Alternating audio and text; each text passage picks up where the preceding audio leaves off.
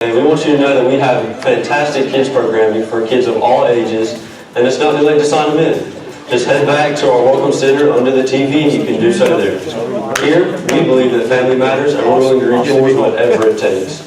Here are a few ways we're going to do that headed into the new year, and we'll get started with some worship very soon. This January, we are being challenged to find our spiritual gifts and passions in order to serve at a higher level. You can do this by attending the Pastor's Breakfast this Sunday, 10 a.m. here at the church. On Saturday, February 2nd from 10 to 2, we will gather here at the church for our annual summit. This is going to be a great day of vision casting and planning for Lifespring. Come be a part of how we will serve our church and reach our community for Christ. Every third and fifth Friday of each month, we participate in the local Meals on Wheels. See Pastor Nate on how you can plug in and serve our community. So there you have it, and be sure to check out lifespringsc.org and our Facebook page for more events as well. To help us connect with you, please fill out one of these white Connect cards and place it in the VIP box behind you. You'll get a free gift bag, a call from Pastor Nate, and some of our team leaders will reach out to you as well. At this time, please stand as we begin our worship. Good morning. We're so glad you guys are here today. As we begin worship, we're going to sing Every Praise. So I just challenge you guys as you're singing this song to remember that everything you're singing, everything you're meditating on this morning is for God. Will you stand and worship with us? Perfect.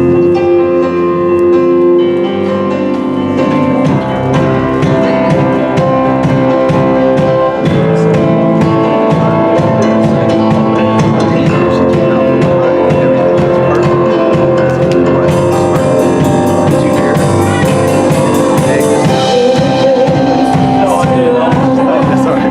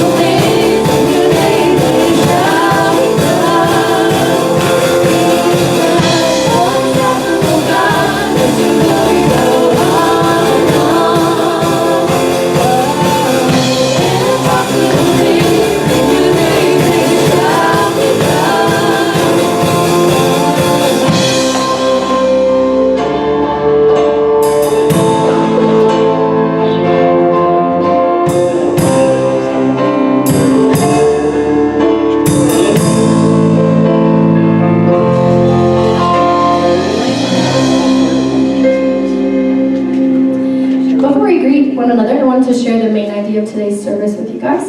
And that is we must pursue genuine community with other believers. So as you think about this, take a moment to greet those around you, shake a hand, hug a neck.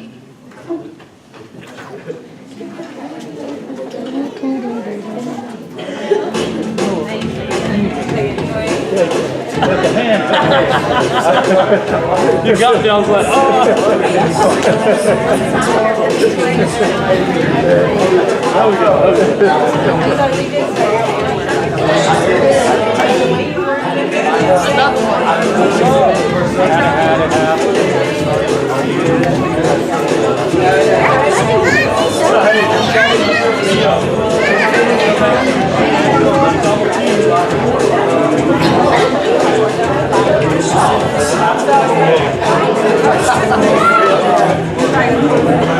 Someone could go.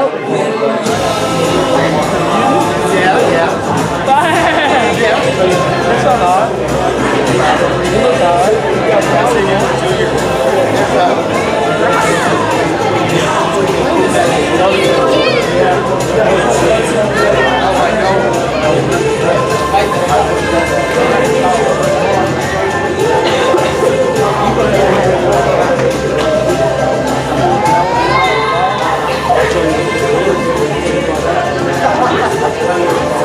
There you go.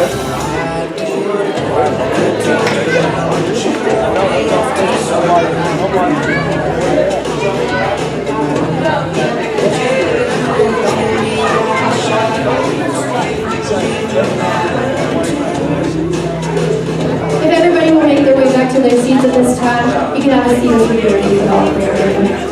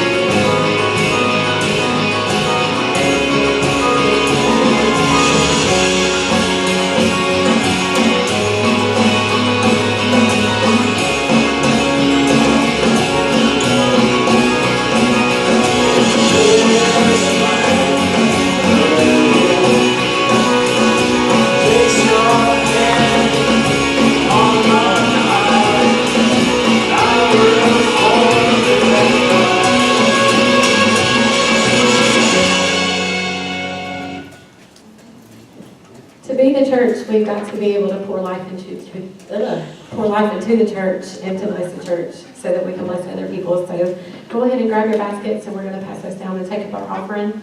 If you guys aren't able to give today, you can always go on to our website, which is lifespring01132019A. There's a giving link on there, and there's also a box in the back of the room. You guys will go ahead and stand and we'll get back into our worship.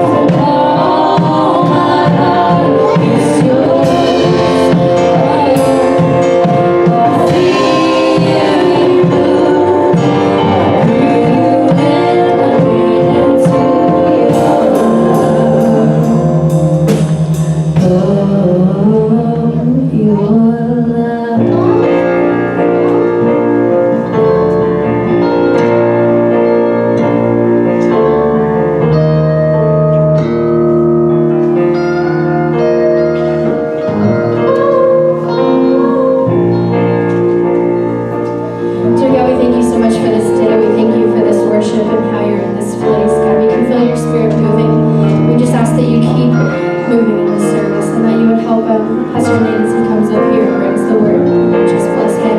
And let us leave here changed people. And let us leave here knowing what it means to be the church in the hands and feet of Jesus. Just pray that you would bless us and watch over us. You can be seated.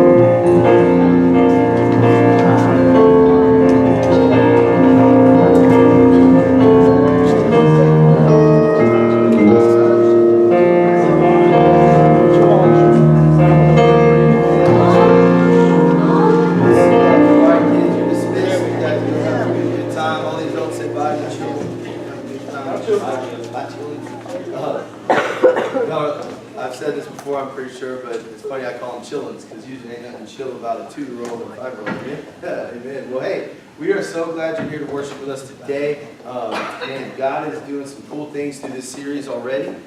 We started last week with this series on We Are the Church. And I want to just kind of speak some truths about where we're at and what's happening. And here's the honest to goodness truth. And I've said this before with other series, and I found it to be true every single time.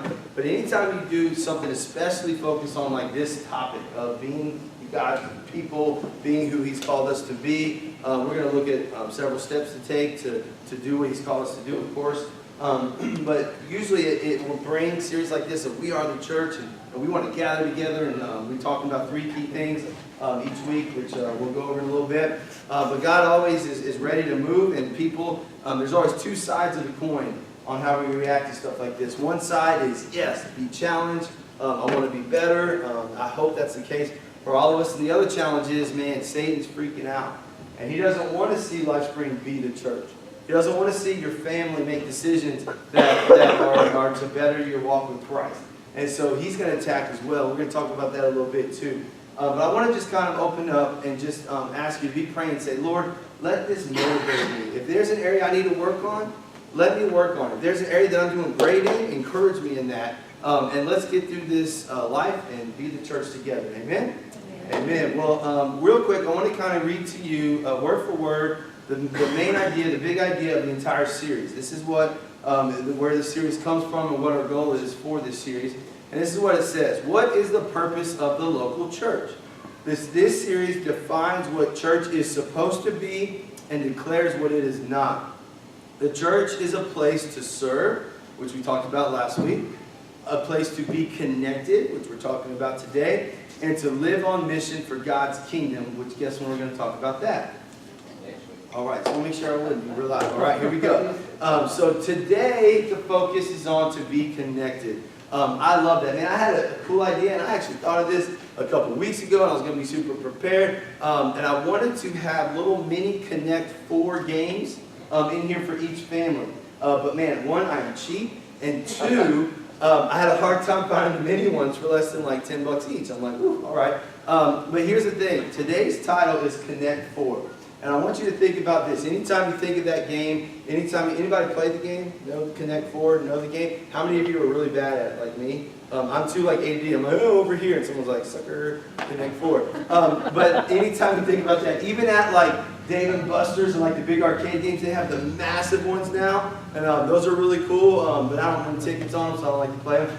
But it's a neat thing to think about Connect 4. So right off the jump, right off the bat, I'm going to challenge you to take today's sermon as a part of the We Are the Church series, and I'm going to challenge you, if this is your first time or your 1,000th time at Lifespring, to commit today, when we're all said and done, to many things, but number 1, to connect with 4 people this next month.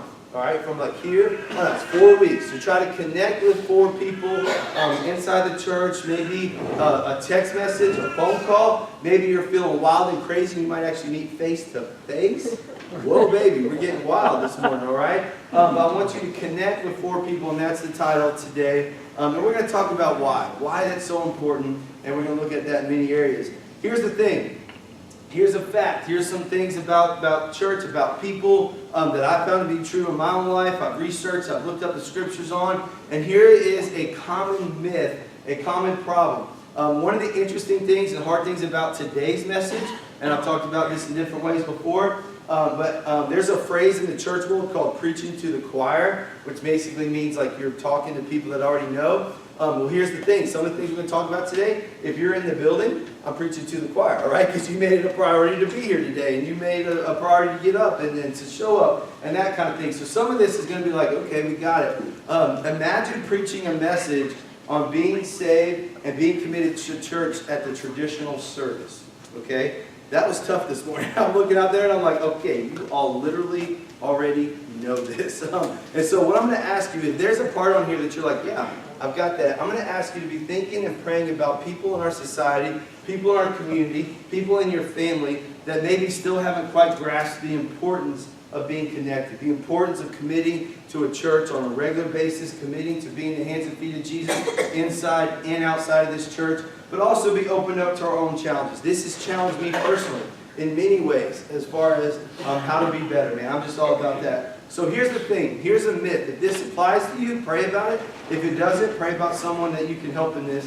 But many people who call themselves Christians think community and walking together in life-to-life accountability is optional. All right? They think that it's just an option. I love the way this phrase, I found this quote through a really awesome resource I used, and I love the way it said life-to-life accountability. If you are following Christ, if you've accepted Him, which is the first step, we'll talk about that in a little bit, to be in the church, but if you have decided to do that, you need people in your life to hold you accountable. That should not be an option. So here's the thing, being isolated and kind of trying to say, I've got this on my own, I don't need to go to church, I can watch it on YouTube, or I don't need to be a part of this, or whatever. Now, week to week stuff happens, I get that. But if, as a lifestyle commitment, if you haven't said being at church is an important thing, being a servant during the week isn't important, I'm going to talk to you about why. So being isolated is not an option, and here is why isolation is not an option. Check this out. So they team up, approaching their prey from different angles. Zebras learn to keep their distance, but one zebra is about to violate the first rule of the safari. Always stay with the group.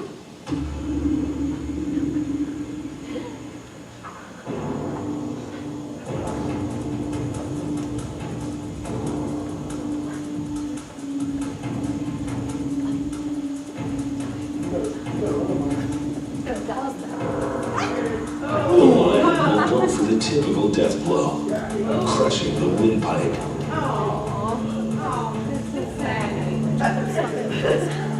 While the team keeps their prey from getting away.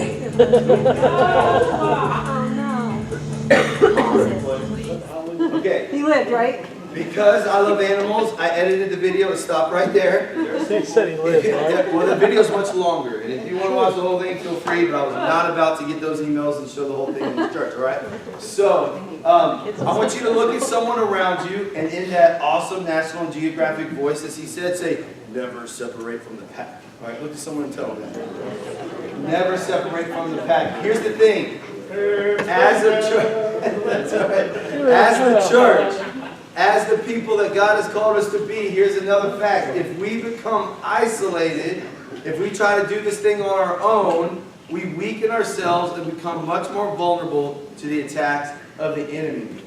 Here's the thing about that video. Like, I know it's sad that an animal died, but how cool was that attack? I mean, let's be honest, right? That was pretty cool how it does a whole flip and thing. Like, when I first saw it, like, wow, that's so cool. Here's what's not cool. The enemy is going to attack in cool ways as well. The enemy is going to attack in ways that look awesome and seem cool. Was that attack method very cool for the zebra? Not at all right? So here's the thing. 1 Peter chapter 5, verse 8. And this was an easy scripture to go to when I was talking about lions. And this is the word of God. This is a fact. This is true. Take this to the bank. Know that this is happening every single second of every single day. 1 Peter chapter 5, verse 8 says this. Be alert and of sober mind. Your enemy, the devil, prowls around like a roaring lion looking for someone to devour. Man, if, the whole video, if I showed the whole thing, the beginning of it, they're all like these lions just around this group of zebras.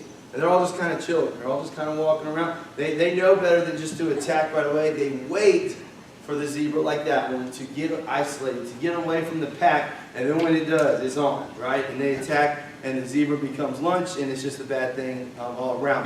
But here's the thing.